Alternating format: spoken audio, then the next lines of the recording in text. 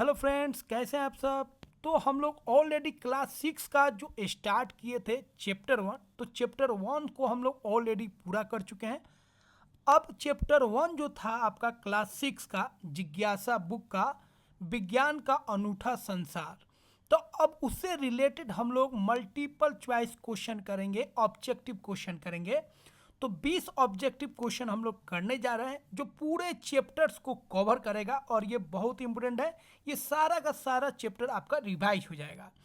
तो फ्रेंड्स, अगर अभी तक आप क्लास 6 का जो पहला चैप्टर है क्यूरियोसिटी बुक्स का, जिज्ञासा बुक्स का पहला चैप्टर विज्ञान का अनूठा संसार, उसको अगर आप नहीं पढ़े हैं तो डिस्क्रिप्शन में लिंक दे रहे हैं, वहाँ से आप उसको पढ़ लीजिए, फिर इस क्वेश्चन को कीजिएगा तो ज़्यादा मज़ा आएगा।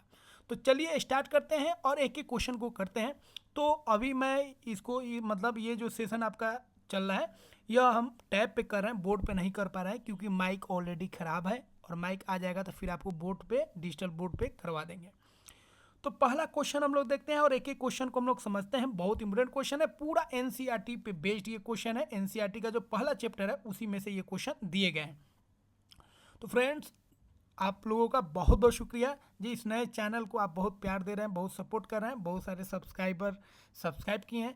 और जो भी आप वीडियोस देख रहे हैं, वीडियोस को जरूर लाइक कीजिए और चैनल को सब्सक्राइब कीजिए ताकि यह चैनल जो है रन करे, क्योंकि आप जानते हैं हिंदी मीडियम का जो एनसीईआरटी है बहुत कम है यूट्यूब पे, और सिलेबस चेंज हो चुका है, तो नए सिलेबस में 9 के बराबर है।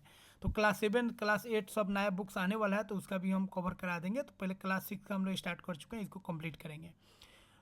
तो ज़रूर आप सब्सक्राइब कर लीजिएगा, क्योंकि हिंदी चैनल्स में आपका अभी तक नया जो सिलेबस है उसके अनुसार बहुत कम है।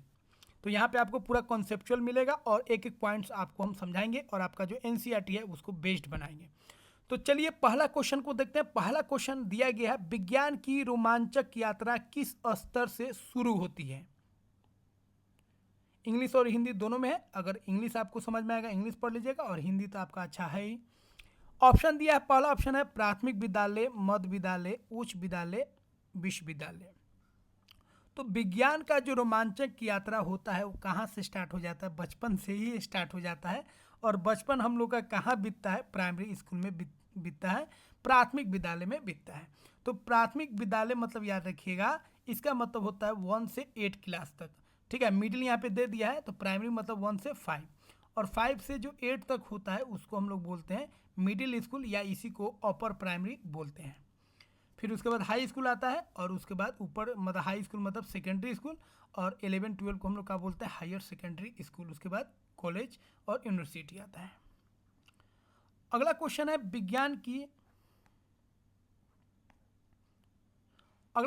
विज्ञान निम्नलिखित में से किसका सशक्त माध्यम है। तो विज्ञान का माध्यम कौन है, इसमें आपको बताना है। ऑप्शन है ए केवल पढ़ने का, बी केवल लिखने का, सी देखने सोचने समझने और कार्य करने का, डी केवल गणना का। तो देखिए, विज्ञान का मतलब ही होता है देखिए चीज़ों को, सोचिए, समझिए और उस पर काम कीजिए। तो सी ऑप्शन क्या हो जाएगा? सही हो जाएगा। अगला क्वेश्चन कह रहा है, अगला क्वेश्चन है, विज्ञान की शुरुआत किससे होती है। तो बताना है विज्ञान की शुरुआत किससे होती है। ऑप्शन दिया गया है अवलोकन, प्रयोग, जिज्ञासा, विश्लेषण। तो विज्ञान का शुरुआत, किसी भी चीज़ को अगर आप वैज्ञानिक नज़र से देख रहे हैं तो उसका शुरुआत कैसे होगा? जब उस चीज़ को ऑब्जर्व कीजिएगा, देखिएगा, तब मतलब अवलोकन से स्टार्ट होता है। अगला क्वेश्चन है, इस पुस्तक का शीर्षक क्यूरियोसिटी क्यों है।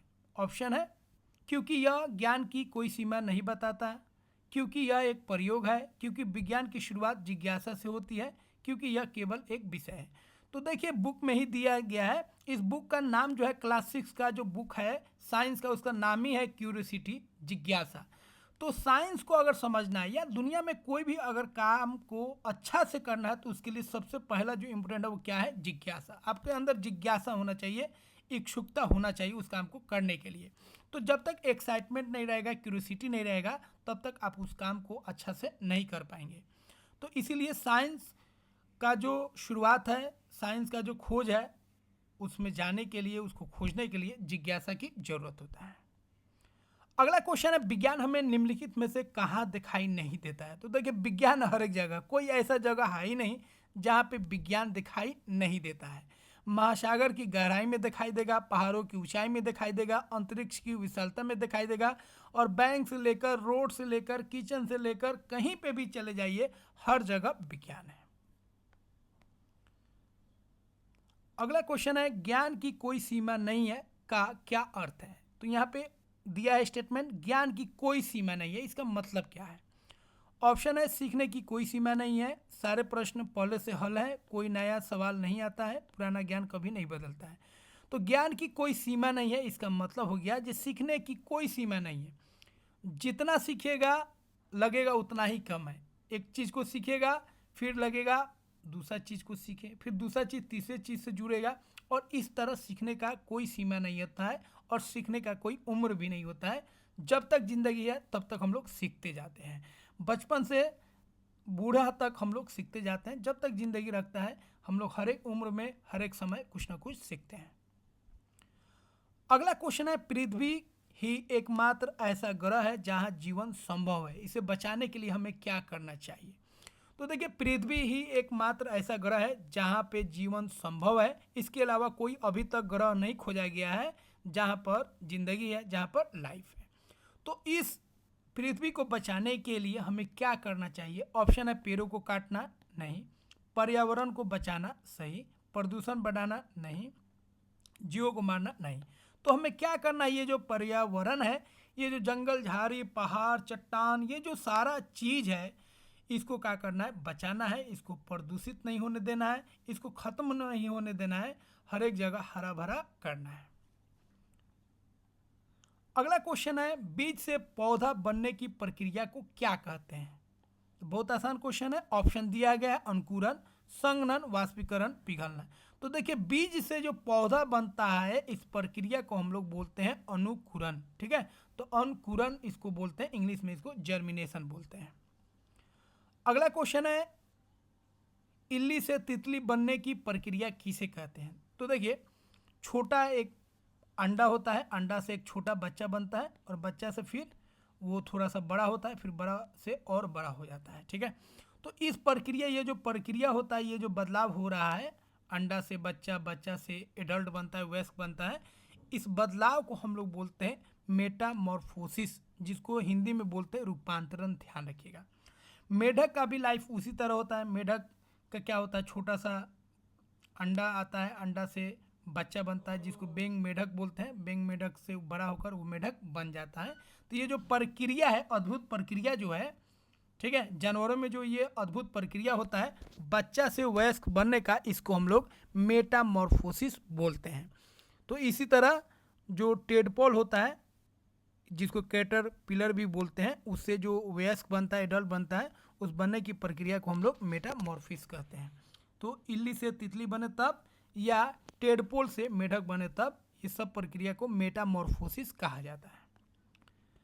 अगला क्वेश्चन है विज्ञान हमें भोजन की किस बात को समझने में मदद करता है। टेस्ट, स्ट्रक्चर, कलर, प्राइस, मतलब स्वाद, संरचना, रंग, कीमत। तो देखिए विज्ञान हमें जो भोजन हम लोग लेते हैं तो भोजन के बारे में समझाता है जी, ये भोजन किस चीज़ से बना होता है, इसका स्ट्रक्चर क्या है, इसका संरचना क्या है, इसका कंपोजिशन क्या है। अगला क्वेश्चन है निम्नलिखित में से कौन सी वस्तु कागज से बनी है। तो कागज से कौन बना है बताना है, बुक, की, बोतल, बॉल। तो पुस्तक जो होता है वो कागज से बनता है। अगला क्वेश्चन है निम्नलिखित में से कौन सी वस्तु धातु से बनी है। धातु से, मेटल से कौन सा बना है, की, क्लॉथ, प्लास्टिक, बोतल, टिश्यू। तो की जो है चाबी, वो किससे बनता है, धातु से बनता है। अगला क्वेश्चन है जल चक्र का सही क्रम क्या है। ऑप्शन है संघनन, वर्षा, वाष्पीकरण, वर्षा, वाष्पीकरण, संघनन, वाष्पीकरण, संघनन, वर्षा, वाष्पीकरण, वर्षा, संघनन। तो देखिए सबसे पहले क्या होगा, पानी भाप में बनेगा, मतलब वाष्पीकरण होगा, फिर उससे वर्षा होगा, और वर्षा से फिर क्या होगा, कंडेंसेशन, ये नहीं हो पाए, पहले इवोपोरेशन होगा, वाष्पीकरण होगा, फिर क्या होगा, संघनन होगा, वो जमेगा, फिर क्या होगा, बारिश होगा। तो ये आपका सी ऑप्शन क्या हो जाएगा, सही हो जाएगा। तो पानी पहले भाप में बदलता है, फिर वो क्या होता है, कॉन्डेंस हो जाता है, जम जाता है, फिर वो जम के जब भारी हो जाता है तो बारिश के रूप में नीचे ज़मीन पर आ जाता है। इस तरह जल चक्र ये चलता जाता है।